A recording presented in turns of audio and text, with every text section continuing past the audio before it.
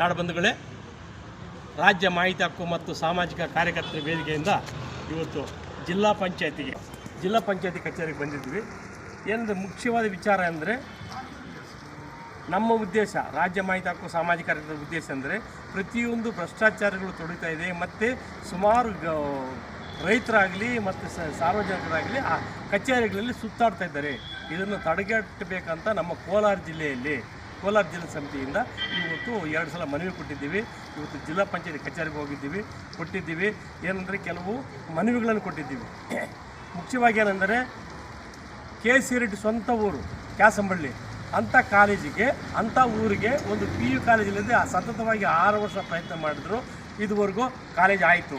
College ಏನಾಗೈತೆ ಅಂದರೆ ರಾಜ್ಯಪಾಲರು ಆದೇಶ ಮಾಡಿದ್ದಾರೆ, ತೀವ್ರ ದಾಖಲಾತಿ ಇರುವ ಕಾಲೇಜು 3 ವರ್ಷ ಇಲ್ಲದೇ ಇರುವುದರಿಂದ ಅದನ್ನು ದಾಖಲಾತಿಯನ್ನು ಕ್ಯಾಸಂಬಳಿಗೆ ತಕ್ಷಣ ವರ್ಗಾವಣೆ ಮಾಡಬೇಕಂತ. ಅಂದರೆ ಸರ್ಕಾರಗಳ ಭ್ರಷ್ಟಾಧಿಕಾರಿಗಳು ಹೆಂಗಿದ್ದಾರೆ ಅಂದರೆ ಸರ್ಕಾರವನ್ನೇ ಆದೇಶ ಮಾಡಿದ್ದು ಸಹ ಇದುವರೆಗೆ ಯಾವುದೇ ಕ್ರಮ ತೆಗೆದುಕೊಂಡಿಲ್ಲ. ಆ ಭಾಗದ ಗಡಿ ಭಾಗದ ಜನರು ತುಂಬ ಅನ್ಯಾಯ ಆಗ್ತಾಯಿದೆ. ಆದ್ದರಿಂದ ದಯವಿಟ್ಟು ಎಕ್ಸಾಮ್ ಕೂಡ ಸ್ಟಾರ್ಟ್ ಆಗ್ತಾಯಿದೆ, ರಿಸಲ್ಟ್ ಕೂಡ ಟೈಮ್ ಟೇಬಲ್ ಕೂಡ ಬಂದುಬಿಡ್ತು, ಮತ್ತು ಇನ್ನು ಯಾವಾಗ ಮಾಡ್ತಾರೋ ಗೊತ್ತಿಲ್ಲ. ಮುಖ್ಯವಾಗಿ ನಮಗೆ ಕಾಲೇಜನ್ನು ತಕ್ಷಣವಾಗಿ ಅನುಷ್ಠಾನಕ್ಕೆ ತರಬೇಕು. ರಾಜ್ಯಪಾಲರು ಆದೇಶ ಮಾಡಿದ್ರು ಸಹ ಆಗಸ್ಟ್ ತಿಂಗಳು 25ನೇ ತಾರೀಕನ್ನು ಮಾಡಿದ್ದು ಅದು ಅನುಷ್ಠಾನ ಇದುವರೆಗೂ ಆಗಿಲ್ಲ. ಎರಡನೆಯದು, ಶಿಕ್ಷಣ ಇಲಾಖೆಗೆ 12 ಎಕರೆ ಜಮೀನು ಮಂಜೂರಾಗಿದೆ. ಆ 12 ಎಕರೆ ಮಂಜೂರಿನಲ್ಲಿ ಆದರೆ ನಮ್ಮ PDO ಮೇಡಮ್ನವರು 12 ಎಕರೆ ಯಾರೋ ಗ್ರಾಮ ಪಂಚಾಯತಿಯವರು NRG ಕೆಲಸಗಳು ಮಾಡಿದ್ದಾರೆ. ಅದನ್ನು ಲೆಟರ್ ಕೊಟ್ಟಿದ್ದೀವಿ. ಅದಕ್ಕೆ ಒಮ್ಡೆಸನ್ನು ಕೂಡ ಬೇರೆ ದಿವಸ ಬರ್ತೀವಿ, ಎನ್ಕ್ವೈರಿ ಮಾಡ್ತೀವಿ ಅಂತ ಹೇಳಿದರೆ 2-3 ಲೆಟರ್ ಕೊಟ್ಟಿದ್ರು ಕೂಡ ಏನು ಕ್ರಮ ತಗೊಂಡಿಲ್ಲ.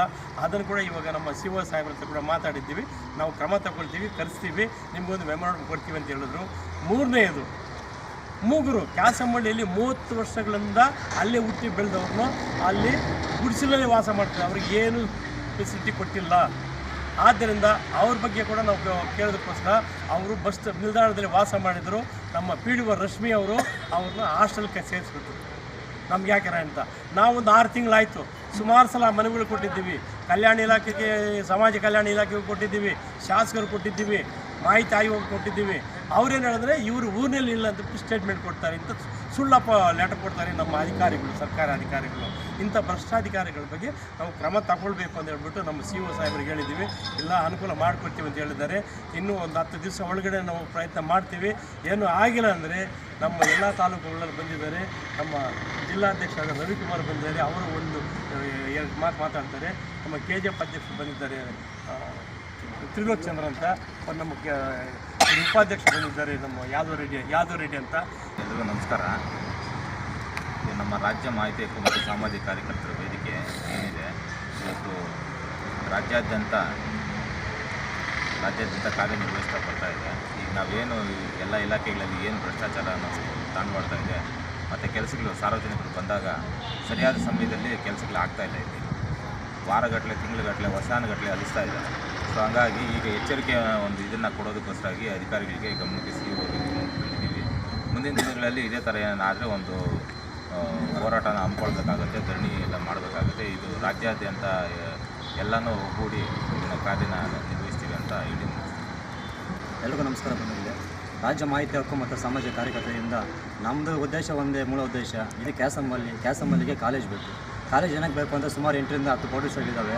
ಮತ್ತು ಅಲ್ಲಿ ಪಾಪ ಹುಡುಗಿರೆಲ್ಲ ಒಂದು 10ನೇ ಕ್ಲಾಸ್ ಆಗಿದ ತಕ್ಷಣ ಕಾಲೇಜ್ ಸ್ಟಾಪ್ ಮಾಡ್ತಾರೆ. ಕಾಲೇಜ್ ಕಲಿಸ್ತಾ ಇಲ್ಲ, ತುಂಬ ದೂರ ಅಂದ್ಬಿಟ್ಟು. ಸೊ ಈಗ ರಾಜ್ಯಪಾಲ ಆದೇಶ ಆಗಿದ್ದರೂ ಸಹ ಅವರು ಸ್ಟಾರ್ಟ್ ಮಾಡ್ತಾಯಿಲ್ಲ. ಏನಕ್ಕೆ ಅಂತ ಕರೆಕ್ಟ್ ರೀಸನ್ ಗೊತ್ತಾಗ್ತಾ ಇಲ್ಲ. ಸೊ ಈ ಸಂಬಂಧಪಟ್ಟ ಅಧಿಕಾರಿಗಳು ಇವಾಗ ತಕ್ಷಣ ಅದಕ್ಕೆ ಆ್ಯಕ್ಷನ್ ತಗೋಬೇಕು. ಇಲ್ಲಾಂದರೆ ನಮ್ಮ ಅಧ್ಯಕ್ಷತೆಯಲ್ಲಿ ಮುಂದಿನ ದಿನಗಳಲ್ಲಿ ದೊಡ್ಡ ಹೋರಾಟ ಮಾಡ್ತೀವಿ.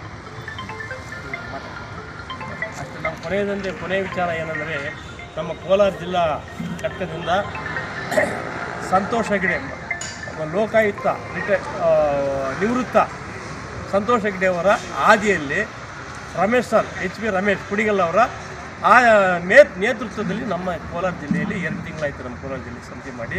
ಇವಾಗ ನಮ್ಮ ಕೋಲಾರ ತಾಲೂಕಾಗಿದೆ, ಮತ್ತು KGF ತಾಲೂಕಾಗಿದೆ, ಶ್ರೀನಿವಾಸಪುರ ತಾಲೂಕಾಗಿದೆ. ಈ ಥರ ಬಂಗಾರಪೇಟೆ ತಾಲೂಕು ಮಾಡಬೇಕಾಗುತ್ತೆ.